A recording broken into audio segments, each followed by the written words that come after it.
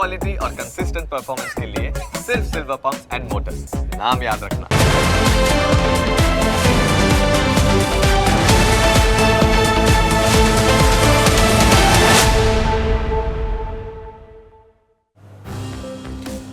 તમને સ્પર્શતા તમામ સમાચારોની છે અમને ફિકર અને એટલે જ હું આપના માટે લઈને આવ્યો છું પ્રાઇમ 9 વિથ જીગર। પ્રાઇમ 9 માં આજે વાત કાયદામાં રહેશો તો ફાયદામાં રહેશો ની।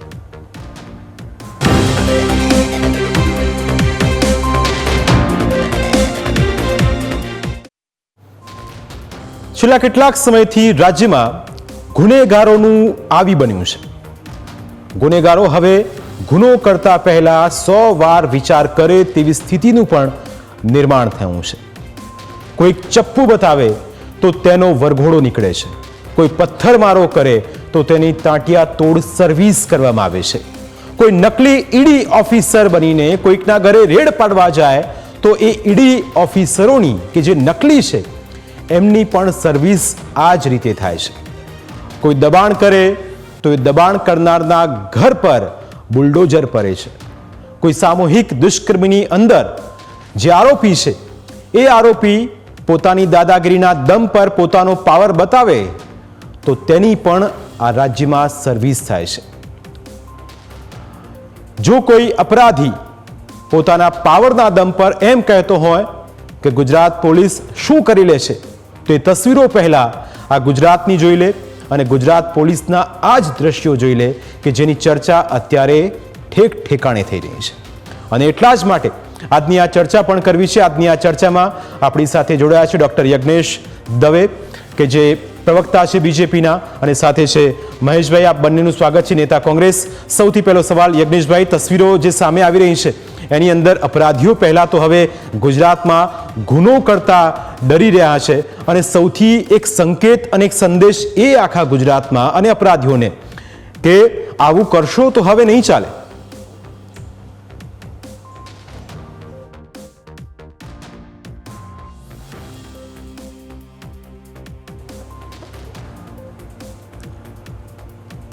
યજ્ઞેશભાઈ, અવાજ આવી રહ્યો છે?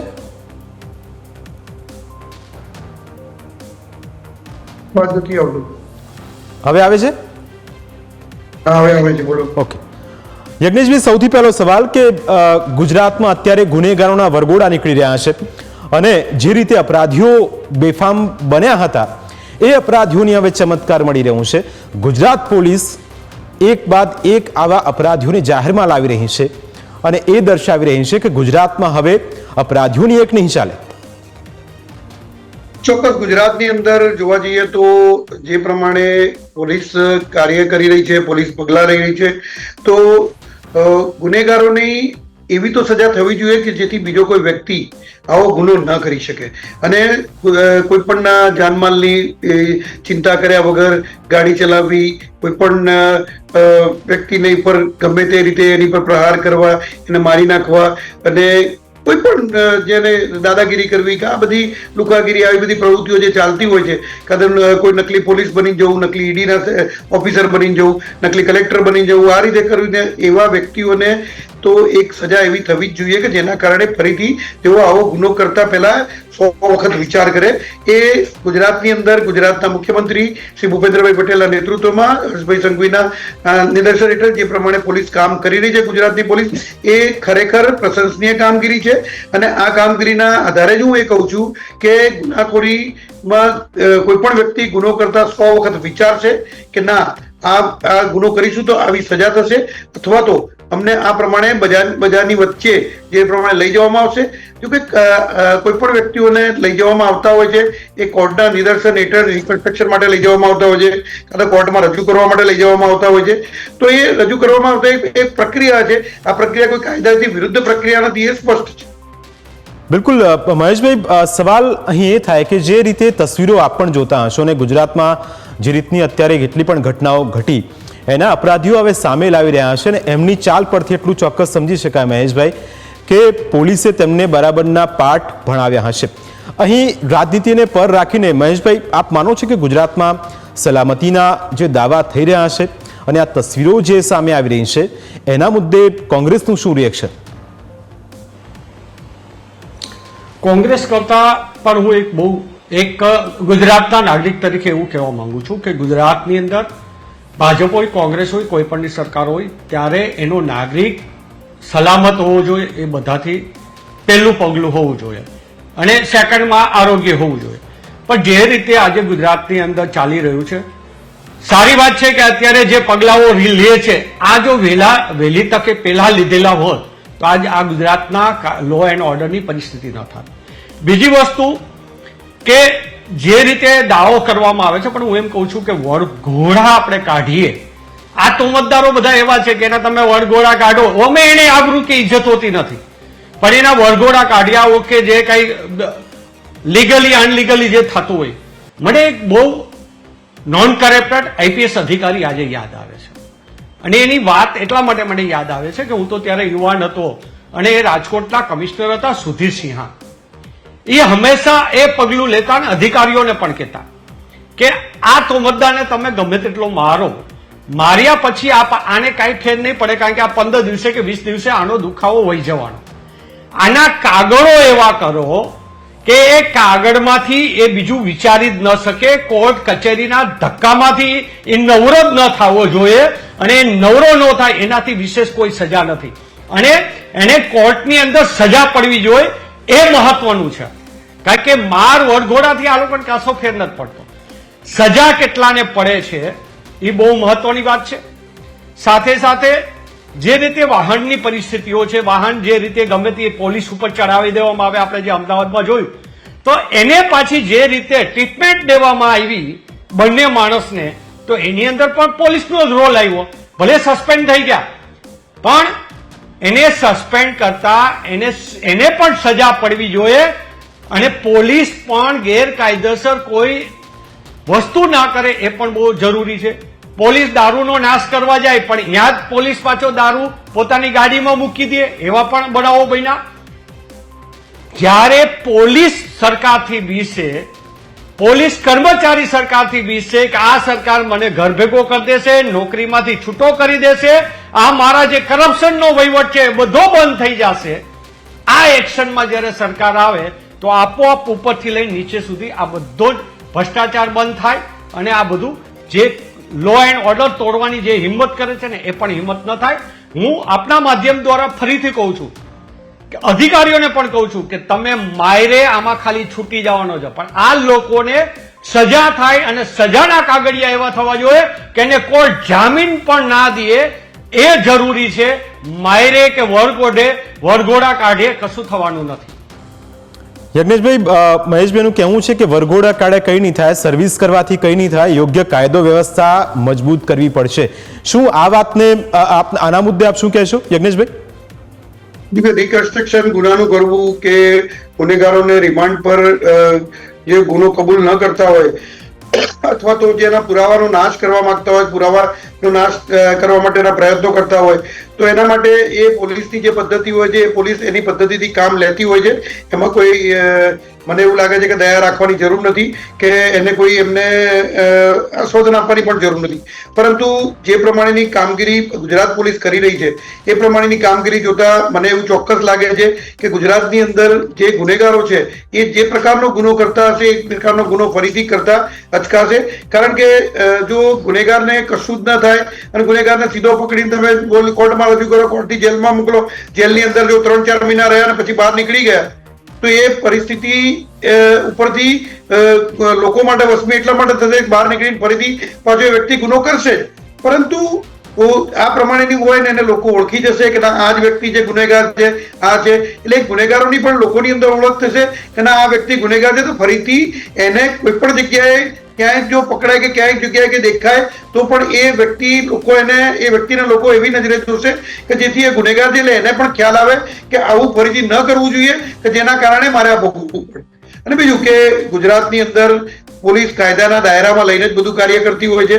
ઘણા લોકો, ઘણા એનજીઓ વાળા અને ઘણા લોકોએ ફરિયાદો પણ કરી છે, પરંતુ એ સ્પષ્ટ છે કે ગુજરાત પોલીસ એક જ્યારે ગુનાનું રિકન્સ્ટ્રક્શન કરે ત્યારે એ કોર્ટના હુકમ અનુસાર એનું રિકન્સ્ટ્રક્શન કરતી હોય છે અને રિકન્સ્ટ્રક્શન કરવા માટે જે ગુનાનું સ્થળ છે એ ગુનાના સ્થળ પર લઈ જવામાં આવતા હોય છે. અને આ પદ્ધતિ એ પહેલા પણ હતી, અત્યારે પણ છે, પરંતુ પહેલા ખાનગીમાં ગાડીમાં બેસાડીને લઈ જતા હતા, એની જગ્યાએ અત્યારે જાહેરમાં લઈ જાય છે. કારણ કે ક્યાંય કોઈ કાયદાની કલમમાં એવું નથી લખ્યું કે એને કયા વાહનમાં બેસાડીને લઈ જવું. ખાલી ગુનાનું રિકન્સ્ટ્રક્શન કરવું, ગુનાની જગ્યાએ લઈ જવા અને એમને કઈ રીતે ગુનો કર્યો હતો એ જે પ્રમાણેના પુરાવા છે એ પુરાવા કોર્ટમાં રજૂ કરવા, આ એક પદ્ધતિ રહેલી છે અને આ પદ્ધતિ મુજબ પોલીસ કાર્ય કરતી હોય છે.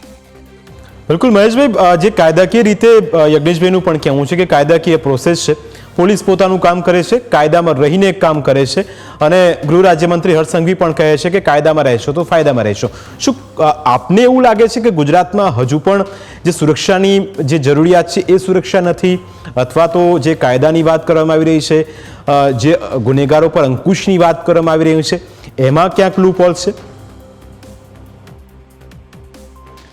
મેં કીધું ને કે જે રીતે એક પદ્ધતિ હતી કે જે અધિકારી સસ્પેન્ડ થાય, એ સસ્પેન્ડ થાય પછી 2 વર્ષ સુધી પોતાની ફરજ ઉપર ના આવી શકે.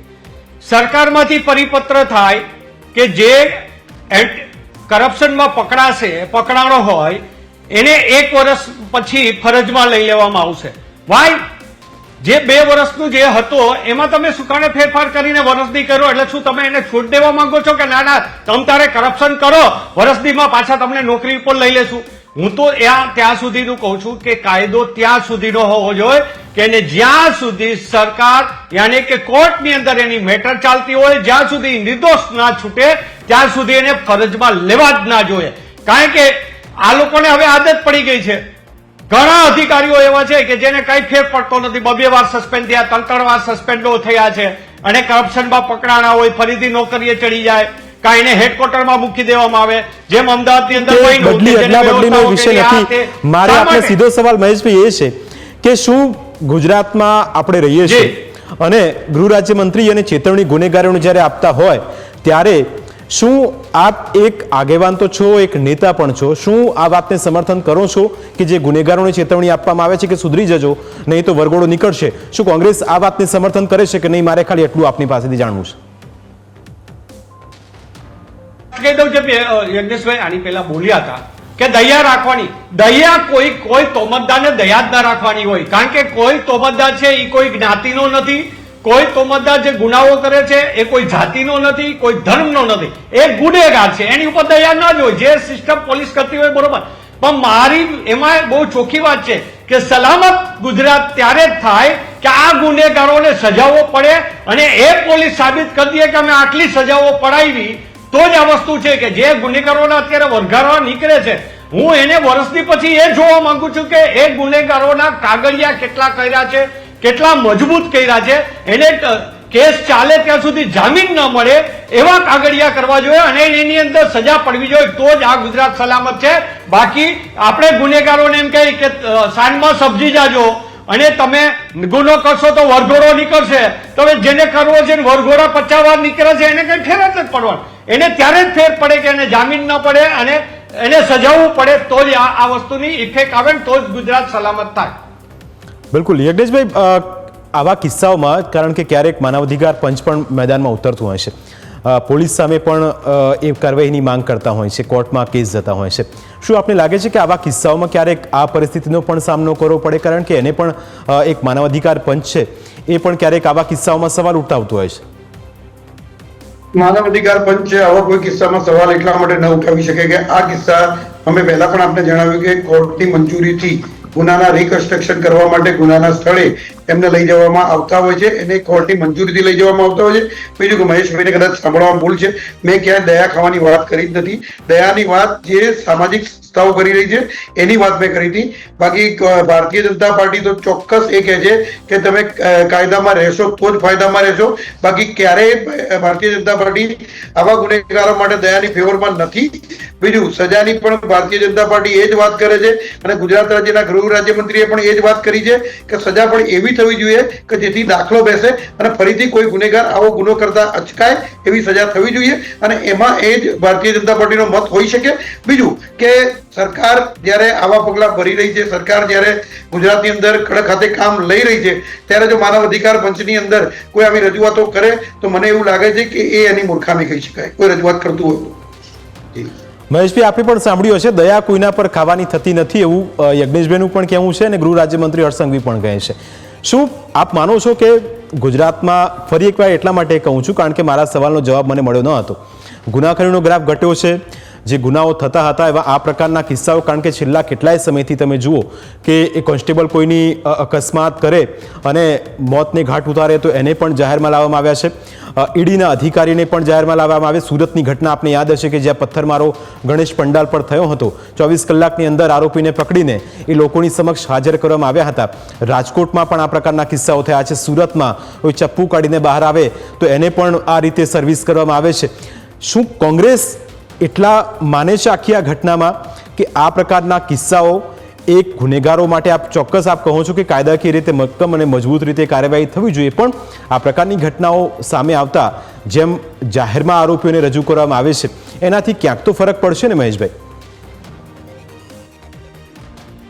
જો ફરક મેં કીધું ને કે ગુનેગાર, રીઢો ગુનેગાર અને ક્યારેક ભૂલથી ગુનો થયો હોય, બંને અલગ વ્યાખ્યા છે. જે ગુનેગાર છે એને ખબર જ છે કે મારો વળઘોરો કાઢશે, આ કાઢશે, એને કશો ફેર નથી પડતો. એને ત્યારે જ ફેર પડે કે જ્યારે એને સજાઓ ખવડાવીએ. અને કાગળ ઉપર જેમ તમે માનવ પંચ અધિકારીની વાત કરી કે હા ફરિયાદો થાય છે, બરોબર છે, પણ એ એટલે જ પોલીસની એક મર્યાદા હોય છે. પણ કાગળિયા અને પેપર ઉપર જે લઈ આવવું અને એ પેપર ઉપર સાબિત કરવું અને કોર્ટની અંદર સાબિત કરીને એને સજા કરાવી, એ પોલીસની પહેલી ફરજ છે. અને એમાં ક્યાંક ને ક્યાંક પોલીસ છે એ ચૂકી જાય છે, એટલે આવા ગુનેગારો ફરીથી બહાર આવે છે અને ફરીથી એ ગુનાઓ ભંગ કરવાની વાત છે. વાત રહી કાયદાની, તો આજે ગુજરાતની અંદર લો એન્ડ ઓર્ડરની પરિસ્થિતિ આ છેલ્લા 3 દિવસથી ગૃહમંત્રીશ્રી બધા બોલે છે કે આ કોઈને છોડવામાં નહીં આવે, શાનમાં સમજી જાજો, પણ ગુનાનો ગ્રાફ છે એ ઘટ્યો નથી, વધ્યો છે. આજ રાજકોટનું પણ તમે જોઈ લો, છેલ્લો 1 મહિનાનું ગ્રાફ, છરીઓ મારવી, ખુલ્લેઆમ ગાળો દેવી, ગમે ત્યાં દારૂ પીને ડીગલ કરતા હોય, એ વધ્યું છે, ઘટ્યું નથી. પણ જો એને સજા ખવડાવવામાં આવે, એને કોર્ટની અંદર સજાવવો પડે, જેલમાં લોંગ ટાઈમ રહે, તો જ એની અંદર નીચો ગ્રાફ આવે. બાકી જે મેં કીધું કે રૂઢા અને રીઢા લોકો છે એને ફેર નહીં પડે, એને કાગળ ઉપર લઈ જવા પડે.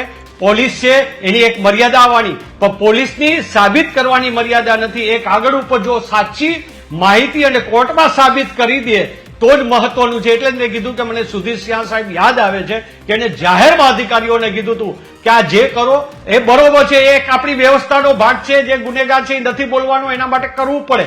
પણ આ જ ગુનેગારને કોર્ટ એવી દેખાડો કે એની જિંદગીમાં એ બીજો ગુનો કરતા પહેલા વિચારે. આ પરિસ્થિતિ અત્યારે લઈ આવવાની જરૂર છે. બાકી ખાલી ધમકીઓ મારવાથી નહીં. હું હજી કહું છું, ગુજરાત આજની તારીખમાં સલામત નથી. રાજકોટ શહેર સલામત નથી, અમદાવાદ શહેર સલામત નથી, સુરત શહેર સલામત નથી. આ સલામતી કરવા માટે જ સજાઓ પડવી જોઈએ. ગુનેગારોને એકવાર વિચાર આવવો જોઈએ કે આપણે ગુનો કરશું એટલે પોલીસ આપણો સાબિત કરી દેશે ગુનો, અને આપણે લોંગ ટાઈમ જેલમાં રહેવું પડશે, તો જ આ વસ્તુ થવાની છે. યજ્ઞેશભાઈ, મહેશભાઈનું કહેવું છે કે ચારે મેટ્રો એટલે કે અમદાવાદ, બરોડા, રાજકોટ, સુરત એ સલામત નથી. અહીં કાયદો વ્યવસ્થાની સ્થિતિ કથળેલી છે. આમ વરઘોડા કાઢવાથી કંઈ નહીં થાય. ફરી એક વખત તેમનું એવું જ કહેવું છે. યજ્ઞેશભાઈ, શું લાગે છે આપને કોંગ્રેસનો આક્ષેપ છે એના પર આપનું પહેલા તો રિએક્શન લઉં, પછી આગળ વધીએ. હા, અવાજ આવે છે? જી. હા, જે પ્રમાણે મહેશભાઈએ વાત કરી તો મારે એટલું જ કહેવું છે કે ગુજરાતની અંદર જે બળાત્કારીને જો ટૂંકા સમયની અંદર ફાસ્ટ ટ્રેકમાં કેસ ચાલી અને પછી એને જો ફાંસીની સજા થતી હોય કે બીજા ગુનેગારોને પણ ફાંસીની સજા થતી હોય કે જન્મદિવસની સજા પણ ફાસ્ટ ટ્રેકમાં ચાલીને થતી હોય, તો એનો મતલબ એ છે કે કાગળિયા એટલા જ મજબૂત કરવામાં આવ્યા હોય તો જ આ સજાને પાત્ર તેઓ થતા હોય છે. બાકી તમને જાણો છો ને હું પણ જાણું છું કે કોર્ટની અંદર કાયદાની છટકબારી શોધી અને ગુનેગારોના વકીલો કે બીજા વ્યક્તિઓ કે જે લોકો અસામાજિક તત્વો સાથે જોડાયેલા હોય છે, જે લોકોથી અસામાજિક તત્વોથી લાભ થતો હોય છે, એવા લોકો આવા લોકોને છોડાવવા માટેના ઘણા પ્રયત્નો કરતા હોય છે. પરંતુ સરકારે એટલા જ કેસ મજબૂત, એટલા જ કાગળિયા મજબૂત કરે છે કે જેના કારણે આ લોકો કોર્ટમાંથી જામીન પણ નથી મેળવી શકતા અને ફાંસીની સજા સુધી પણ પહોંચી જતા હોય છે. એ આ ગુજરાત સરકારની એક સિદ્ધિ છે, એ પણ કહી શકાય. જી બિલકુલ. મહેશભાઈ, બીજો સવાલ એ કે રાજકોટમાં આપણે રાજકોટની વાત કરી, પહેલાં તો તમે કહ્યું કે રાજકોટ સુરક્ષિત નથી, સુરત સુરક્ષિત નથી. રાજકોટની અત્યારની સ્થિતિ કયા પ્રકારની છે? શું આપ ત્યાં રહો છો, આપને એવું ક્યારે લાગ્યું કે ઘરની બહાર નીકળતા ડર લાગે છે, કોઈ હુમલો કરી દેશે, કોઈ ગાડીથી કચડીને જતું રહેશે? સાહેબ, હું તમને કહું, પોલીસની અંદર રેકોર્ડમાં બોલે જ છે અને બધા મીડિયાની અંદર એ છે કે આ જે જગ્યાએ મારી ઓફિસ છે ત્યાં નીચે જ લુખાવો જેને કહેવાય, 2 લુખાવો સ્કૂટર લઈ આમથી આમ ફેરવી ગમે તેને ટચ કરી અને ગારો બોલતા હતા અને મારે એ લોકોને ટકોર કરવી પડી હતી. અને એ ટકોર કરી ત્યારે એને મને ખુદને પણ છરી બતાવી હતી, જે વસ્તુ ઓલરેડી મારી અરજીઓ બધી પોલીસમાં હતી. પછી પોલીસે એને પકડ્યા, પછી ગુનો દાખલ ના કર્યો. જે તે વ્યક્તિઓ હતી એમાં ક્યાંક ને ક્યાંક પોલીસના ભાઈઓ હતા એટલે એને બાંધછોડ કરી અને પૂરું કરવામાં આવ્યું. પણ મારી વાત એ છે કે ગુજરાતની પ્રજાને પણ હું કહું છું કે તમે એવું માનતા હો કે બાજુવાળાને ક્યાં બનાવ બન્યો છે, આપણે શું, તો એ નહીં કરતા. આજ બાજુવાળાને ત્યાં કોઈ લુખો છરી બતાવી જશે તો કાલ તમારે ત્યાં પણ આવશે.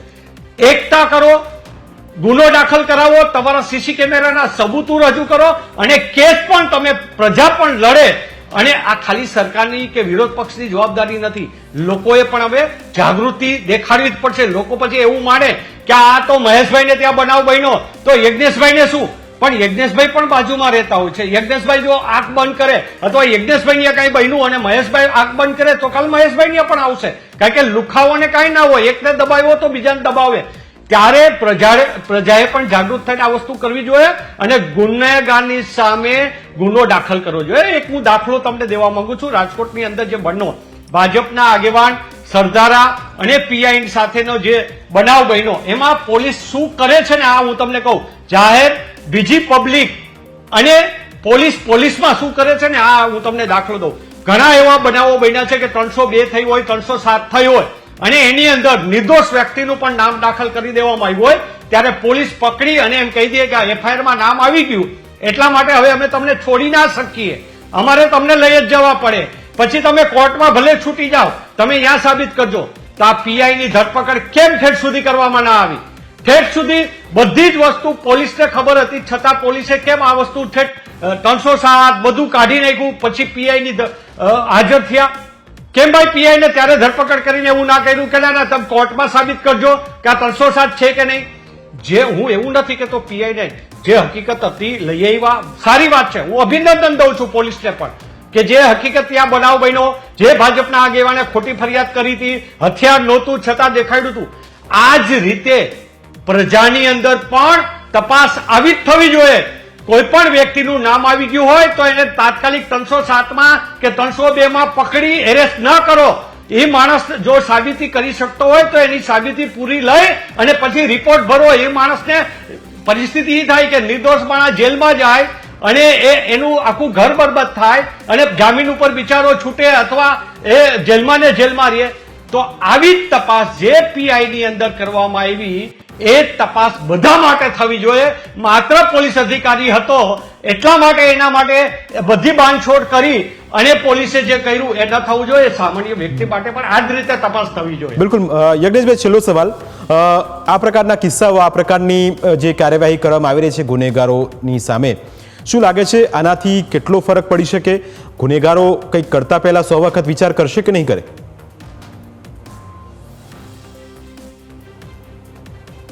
યજ્ઞેશભાઈ, અવાજ આવે છે? યજ્ઞેશભાઈ, અવાજ આવી રહ્યો છે આપને? જી જી જી. હા, ચોક્કસ. હર્ષભાઈ સંઘવીએ જે પ્રમાણે કહ્યું કે કાયદામાં રહેશો તો ફાયદામાં રહેશો અને કાયદાનું જો ઉલ્લંઘન કરવામાં આવશે તો સજાને ભોગવવા પણ તૈયાર રહેજો, વરઘોડા માટે પણ તૈયાર રહેજો અને કડકમાં કડક હાથે કામ સરકાર લે તો એ ભોગવવા પણ તૈયાર રહેજો. અને બીજું કે ગુજરાતની અંદર આ જ પ્રમાણેની પદ્ધતિ હોવી જોઈએ અને ગુજરાતની અંદર એ પ્રમાણેની પદ્ધતિ જે ગુજરાત રાજ્યના મુખ્યમંત્રી શ્રી ભૂપેન્દ્રભાઈ પટેલના નિદર્શન હેઠળ હર્ષભાઈ સંઘવી અને ગુજરાત પોલીસ જે કરી રહી છે કામગીરી, આ કામગીરી ખરેખર એ કાબેલે દાદ છે અને કામગીરી માટે હું ખરેખર એ લોકોના પણ પ્રશંસા કરું છું. અને જે ગુજરાતની અંદર અત્યારે જે પદ્ધતિ ચાલી રહી છે આ પદ્ધતિથી ચોક્કસ ગુનેગારો જે ખરા એની પર કંટ્રોલ થશે અને ગુનાખોરી ઉપર પણ કંટ્રોલ આવશે એવું દેખાઈ રહ્યું છે. બિલકુલ, એટલે ગુજરાત સલામત રહે, સુરક્ષિત રહે અને ગુજરાત પોલીસ જે રીતે કાર્યવાહી કરી રહી છે તેને જનતા પણ અત્યારે તેના વખાણ કરી રહી છે. પણ આવી ઘટનાઓ ન બને એવા પણ પ્રયત્નો થાય તો ગુજરાત સાચા અર્થમાં સલામત આપણે કહી શકશું. આ બંને અમારી સાથે ચર્ચામાં જોડાયા, આપનો ખૂબ ખૂબ આભાર તમારી વિશેષ રજૂઆતમાં. અત્યારે બસ આટલું જ. ફરી મળીશું આપને સ્પર્શતા મુદ્દા સાથે. ત્યાં સુધી રજા આપશો. નમસ્કાર.